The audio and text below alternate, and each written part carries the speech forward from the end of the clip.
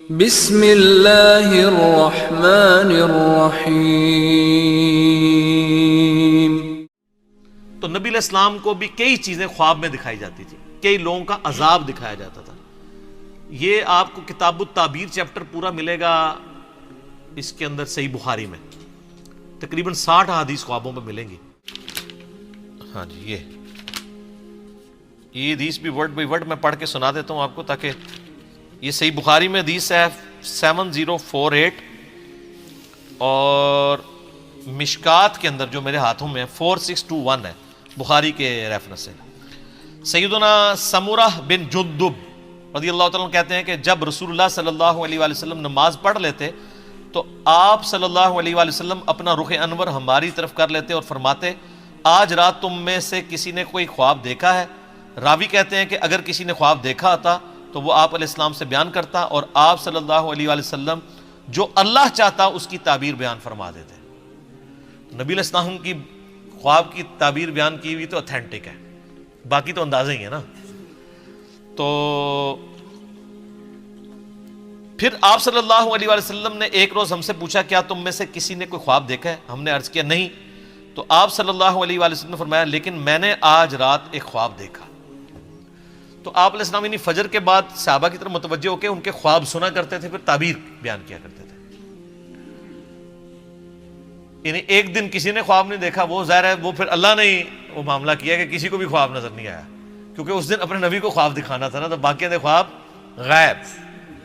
ظاہر ہے یہ اللہ کی طرف سے پلان ہو رہا ہوتا ہے نا، جب نبی دنیا میں موجود ہوتا ہے نا اس وقت بہت ایکسٹراڈنری واقعات ہو رہے ہوتے ہیں، کیونکہ امت کو دین سکھایا جا رہا ہوتا ہے۔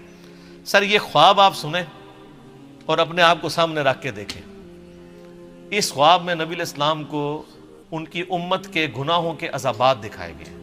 اللہم اجرنا من النار، اللہم اجرنا من النار، اللہم اجرنا من النار، اللہم من احییتہ منا فاحیہ علی الاسلام ومن توفیتہ منا فتوفہ علی الایمان۔ تو نبی علیہ السلام فرمایا، میں نے 2 آدمی دیکھے۔ اب یہ آدمی کون تھے؟ کوئی فرشتے تھے، تو اینڈ پہ پتہ چلے گا یہ کون تھے۔ ابھی آپ صرف اس کا سسپینس رکھیں، آپ نے بھی سسپینس رکھا ہے۔ آپ فرمایا میں نے 2 آدمی دیکھے، وہ میرے پاس آئے اور انہوں نے مجھے ہاتھوں سے پکڑا اور مجھے ایک مقدس سرزمین کی طرف لے گئے۔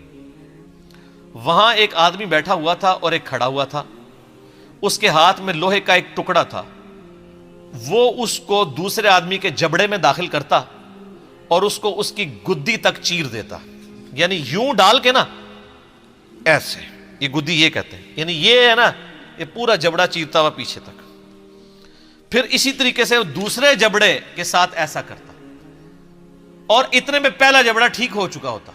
استغفر اللہ، یعنی عذاب مسلسل، وہ کر کے ہٹا تو وہ واپس آ گیا، پھر دوبارہ سے تکلیف شروع۔ سر یہ ایک دفعہ نہیں برداشت ہو سکتی، پھر وہ اس عمل کو دہراتا تھا۔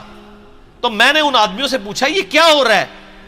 تو ان دونوں نے مجھ سے کہا آپ آگے چلیے، تو میں نے ان کے ساتھ آگے چلنا شروع کر دیا۔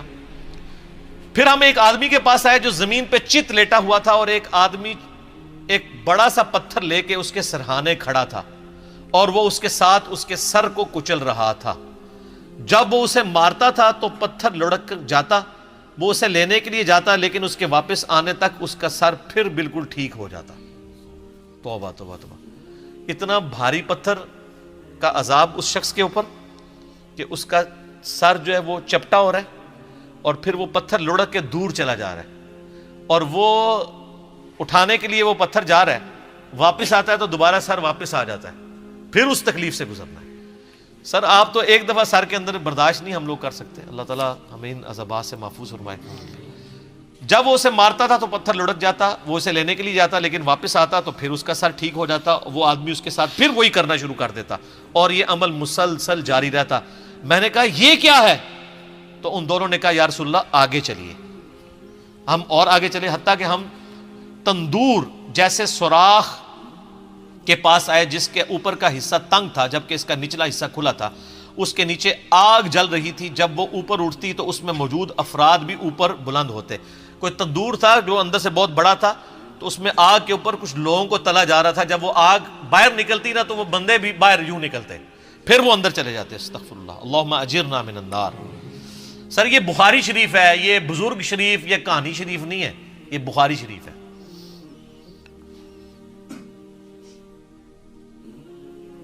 اس کے نیچے آگ جل رہی تھی، جب وہ اوپر اٹھتی تو اس میں موجود افراد کو بھی اوپر بلند کرتی، حتیٰ کہ ایسا لگتا کہ وہ اس سے نکل جائیں گے، اور جب وہ نیچے بیٹھنے لگتی تو وہ واپس چلے جاتے. اور میں نے اس تندور میں چند مردوں اور عورتوں کو ننگی حالت میں عذاب میں مبتلا دیکھا جن کے کپڑے نہیں تھے. میں نے کہا یہ کون لوگ ہیں؟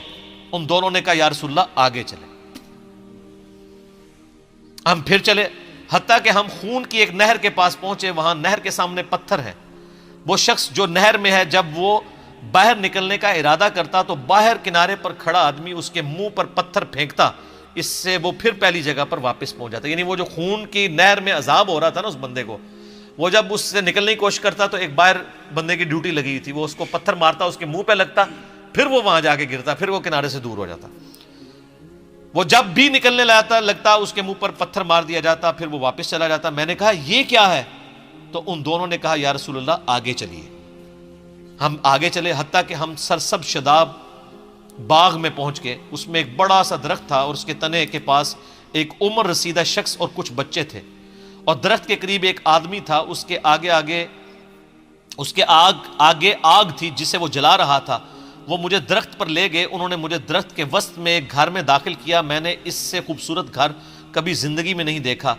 اس میں بوڑھے، مرد، نوجوان، خواتین اور بچے سب تھے. پھر وہ مجھے وہاں سے باہر لے کر آئے اور درخت پر لے چڑھے اور مجھے اس سے بھی زیادہ بہترین خوبصورت گھر دکھایا. اس میں بھی بوڑھے اور جوان تھے. میں نے ان دونوں سے کہا تم رات بھر مجھے لیے پھر رہے ہو، مجھے یہ تو بتاؤ جو کچھ میں نے دیکھا ہے وہ کیا تھا؟ انہوں نے عرض کیا جی ہاں اب ہم آپ کو بتاتے ہیں. یعنی وہ سارے منظر دکھا کے نا نبی علیہ السلام فرمایا کہ بھی اتنا کچھ مجھے دکھایا، مجھے بتاؤ تو صحیح یہ کیا کچھ تھا. تو انہوں نے کہا اب ہم آپ کو بتاتے ہیں. یا رسول اللہ رہا وہ شخص جس کو آپ نے شروع میں دیکھا تھا کہ اس کے جبڑے کو چیرا جا رہا تھا، تو وہ شخص وہ تھا جو دنیا میں جھوٹ بولا کرتا تھا، اور پھر وہ جھوٹ آگے نقل کیا جاتا تھا حتیٰ کہ وہ آفاق تک پہنچ جاتا تھا. یہ جو کچھ آج کل ہمارے سیاستدان کر رہے ہیں، سوشل میڈیا کے اوپر آ کے دوسرے پولیٹیکل لیڈر کو ڈی فیم کرنے کے لیے جھوٹ بول دیتے ہیں. اسی طریقے سے علماء بھی کرتے ہیں، کسی کو بدنام کرنے کے لیے اس کے اوپر جھوٹے. یعنی میں تو اس سے سفر کر رہا ہوں، میرے اوپر کلپ چڑھائے ہوئے ہیں انجینئر محمد علی مرزا کا دعوی نبوت، نعوذ باللہ. ہم اندازہ کریں، یعنی یہ وہ لوگ کلپ چڑھا رہے ہیں جن کے بزرگوں نے اپنے ناموں کے کلمے پڑھائے ہوئے ہیں. ایک غریب اتو بدتمیز، اور جو ان کو ننگا کر رہا ہے اس کو کہہ رہے ہیں دعوی نبوت. تو یہ ان کا عذاب ہے، یعنی یہ علماء کا عذاب ہے.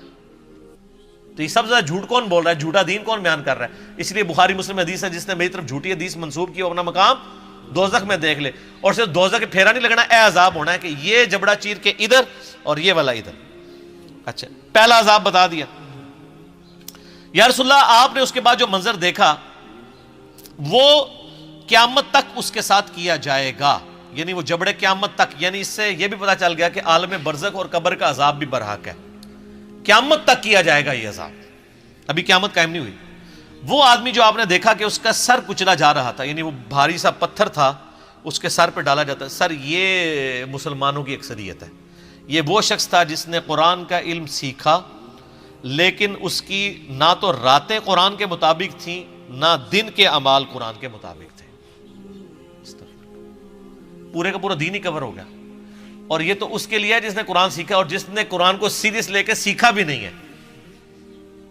یہ تو وہی ہے نا کہ ماں باپ کو اف تک مت کہو، اور جو گالیاں دیتا ہے ماں باپ کو اس کا کوئی سوچ سکتا ہے؟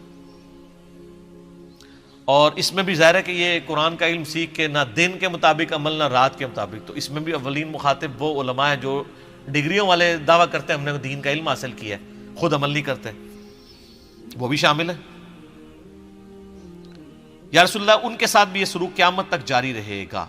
آپ نے جو سراغ میں دیکھا کہ وہ ننگی عورتیں اور مرد عذاب میں مبتلا تھے، وہ تھے جو دنیا میں زنا کیا کرتے تھے، زانیوں کی سزا، والعیاذ باللہ. پھر آپ نے جس نہر میں دیکھا کہ وہ شخص ڈبکیاں کھا رہا تھا خون کی نہر میں، وہ سود خور تھا. استغفر اللہ. پھر آپ نے درخت کے تنے کے ساتھ جس بزرگ کو دیکھا وہ حضرت ابراہیم علیہ السلام تھے، اور ان کے ارد گرد جو بچے تھے وہ لوگوں کی اولاد تھی. جو شخص آگ جلا رہا تھا وہ جہنم کا داروغہ یعنی سیدنا مالک علیہ السلام تھے، اور پھر جس پہلے گھر میں آپ داخل ہوئے وہ عام مومنین کا گھر تھا، رہا یہ گھر تو یہ شہداء کا گھر ہے، اور میں جبرائیل ہوں اور یہ میکائیل ہے۔ وہ دو بندے کون تھے؟ جبرائیل اور میکائیل علیہم السلام۔ اور آپ صلی اللہ علیہ وسلم اپنا سر اٹھائیں، جب میں نے سر اٹھایا تو میرے اوپر بادلوں کی مانند تھا، ان دونوں نے کہا یہ آپ کی منزل ہے، یعنی وہ ایک محل دکھایا گیا۔ میں نے کہا مجھے چھوڑ دو، میں اپنی منزل میں داخل ہو جاؤں، تو انہوں نے کہا ابھی آپ کی دنیا میں عمر باقی ہے جو آپ نے مکمل نہیں کی، جب آپ وہ دنیا میں اپنی زندگی مکمل کر لیں گے تو پھر آپ اپنی اسی جنت کی منزل میں داخل ہو جائیں گے۔ اس حدیث کا ذکر میں نے حیات النبی والے مسنہ 5 میں بھی کیا تھا، نبی علیہ السلام کے جنت میں جو محل ہے۔ تو یہ وہ طویل حدیث ہے جی، اور رکت انگیز ہے، اور صرف یہ سن کے پھینکنے والی چیز نہیں ہے بلکہ اپنی اصلاح کرنے کی بھی ضرورت ہے۔ اللہم اجرنا من النار، اللہم اجرنا من النار، اللہم اجرنا من النار، اللہم من احییتہ منا فاحیہ علی الاسلام ومن توفیتہ منا فتوفہ علی الایمان، آمین ثم آمین۔